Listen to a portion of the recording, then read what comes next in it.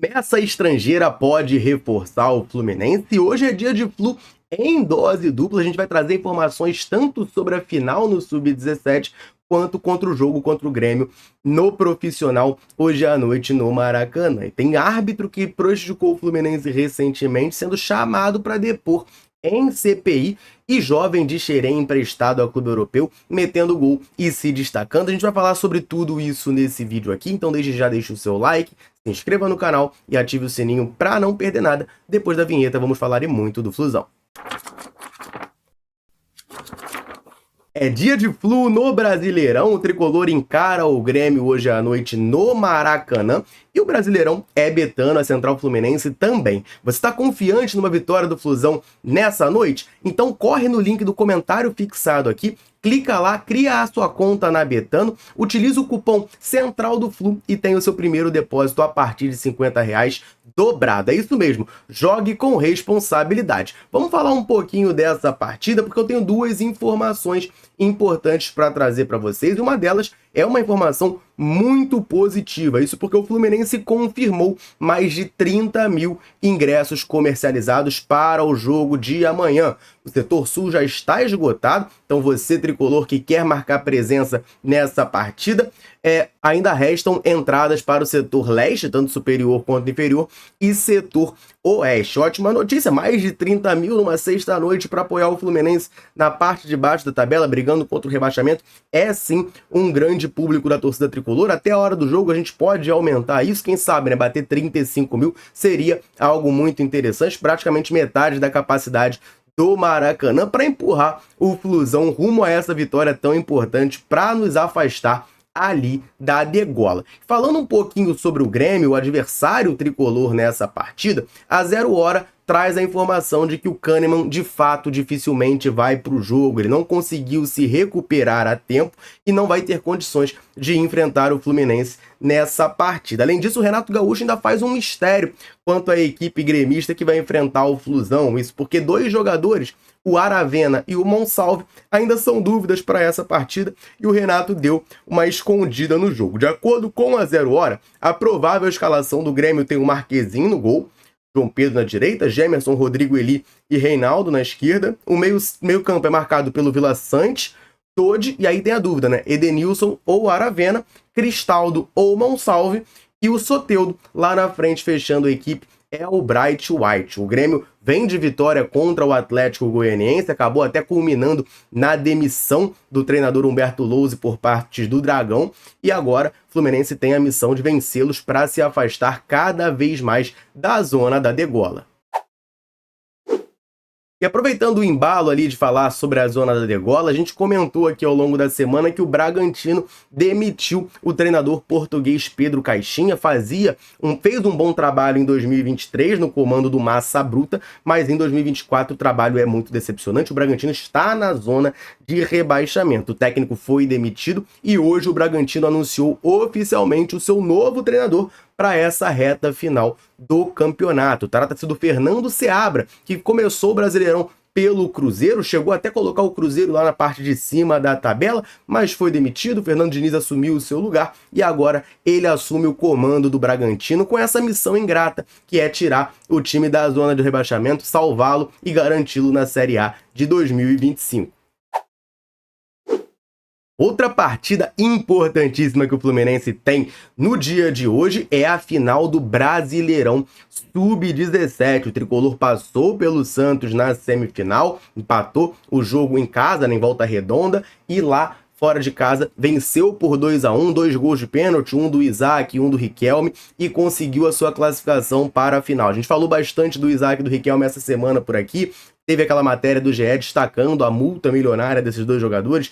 Cada um deles tem uma multa de mais de 300 milhões de reais. São os principais nomes do time tricolor. O Fluminense está reforçado para essa partida porque o volante Wallace Davi, que não pôde jogar o jogo da volta da semifinal, já que estava suspenso, e esteve relacionado para a partida do Profissional contra o Vitória lá no Barradão, está de volta à equipe. E a gente tem aqui a lista de relacionados pelo Flusão para esse jogo, que será às 6h30 no Allianz Parque. É contra o Palmeiras, mas o Palmeiras tem o mando dessa partida, já que ele teve uma campanha melhor na fase de grupos. Eu trago aqui para você a lista de relacionados do Flusão. Os goleiros Daniel Bruno e Gustavo Félix, que por sinal pegou pênalti nessa semifinal, né? Ajudou a botar o Fluminense nessa final. Os laterais Arthur Rian, Caio Borges e Wagner. Zagueiros Breno Carlos Daniel, Gorgulho e Rodrigo Bringel. Meio-campistas Arthur Vinícius, Eric Silva, Gabriel Renan, Isaac, Marcos Paulo, Naran Lucas, Riquelme Felipe, Tauan e Wallace Davi. E os atacantes Arthur Henrique, Jorge, Kevin Samuel, Robson Alex e Wesley Nathan.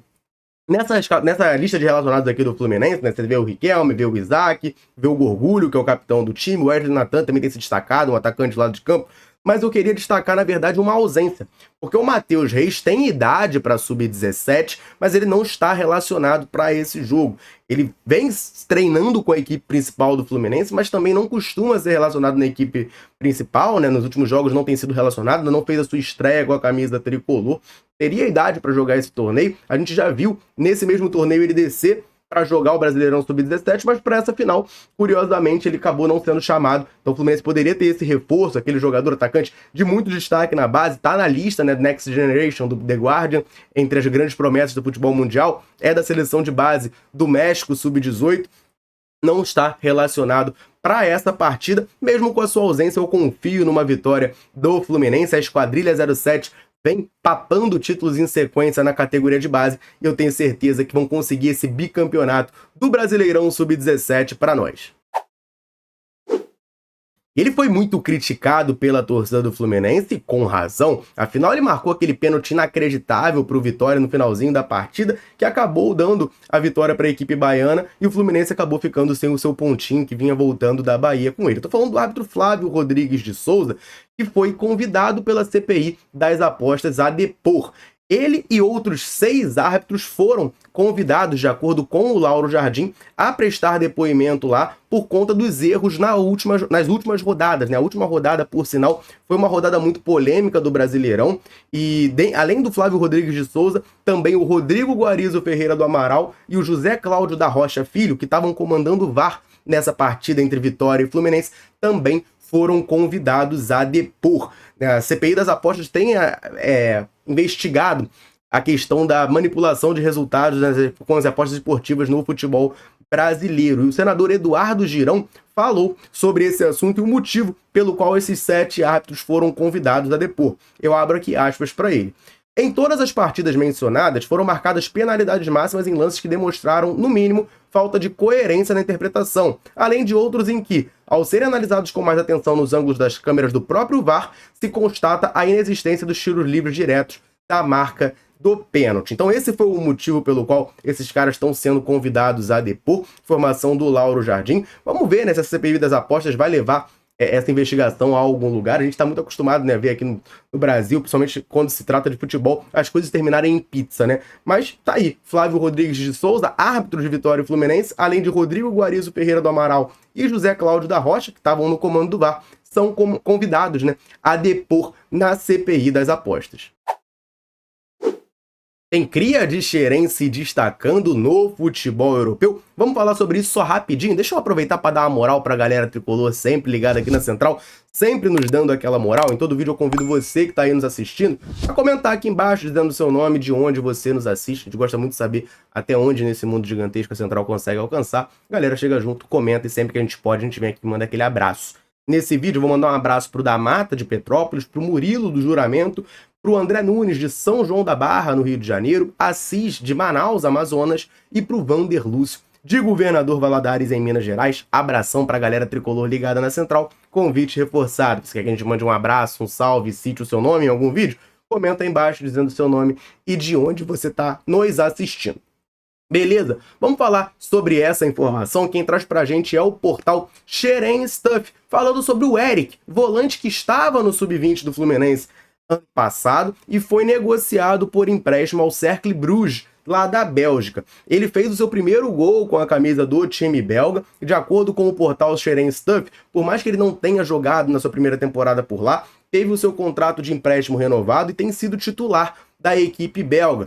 Já tem 13 jogos na atual temporada, repito. O Eric Nunes foi emprestado no começo de 2024, primeiros 6 meses dele lá na Bélgica foi um período mais de adaptação, ele acabou não jogando, mas teve o seu vínculo renovado, era uma opção do contrato original, por mais uma temporada, até julho de 2025. E agora tem sido titular por lá, muito destaque, metendo gol, inclusive. Um jogador que, enfim, infelizmente saiu cedo aqui do Fluminense, não chegou sequer a estrear nos profissionais, não teve oportunidade e agora está se destacando lá no futebol belga. Mas ainda tem vínculo com o Fluminense, está por empréstimo por lá, então a gente vai ficar de olho nessa situação para ver se o Fluminense vai de fato vender esse jogador, se vai aproveitá-lo na sua equipe no ano que vem, quando ele retornar de empréstimo. Enfim, a gente quer saber um pouco também do futuro do Eric Nunes. Promessa estrangeira pode reforçar o Fluminense. Pois é, tem um jogador venezuelano, um atacante de 16 anos, chamado Nelson da Silva, que vai chegar no Fluminense no começo de 2025 para passar por um período de testes. Ele atua como ponta esquerda em meio campo, né? Apesar de ser venezuelano, já mora há bastante tempo nos Estados Unidos e está na categoria de base do FC Dallas, do futebol norte-americano. Isso aí não é novidade para o Fluminense, né? A gente lembra que o Luciano Rodrigues, né, foi a contratação mais cara da história do Bahia, também passou pela base do Fluminense em 2020, nesse mesmo esquema de programa de testes ali, acabou retornando para o futebol uruguaio, e hoje o Fluminense tem 2 estrangeiros na sua equipe sub-20, o Yuleiber Mosquera e o Juan Palacios, 2 colombianos de 18 anos, atuam no sub-20 tricolor. Então, o projeto de captação do Fluminense ali, né, de observação, se expandindo, né, para além do Brasil. A gente sabe que no Brasil o Fluminense já é muito forte nessa captação, vários moleques de Xerém sequer cariocas são, eu falei aqui do sub-17, o Riquelme e o Isaac são paulistas, o André que a gente vendeu é baiano, o John Kennedy é mineiro, vem de outras equipes, né, por essa captação do Fluminense, que agora está se expandindo. Já tinha buscado o Yuleiber Mosquera e o Juan Palacios, que estavam no Rojo FC da Colômbia, e agora vai ter o Nelson da Silva no começo de 2025, do Dallas, lá dos Estados Unidos, fazendo um teste no Flusão. Quero saber de você, tricolor, que tá ligado aqui, o que você acha dessa política de contratações, de captação do Fluminense na categoria de base? Você acha que isso fortalece Xerém? Deixe seu comentário aqui embaixo pra gente trocar aquela ideia. Combinado? Eu vou ficando por aqui. Um abraço, orações tricolores. Tamo junto.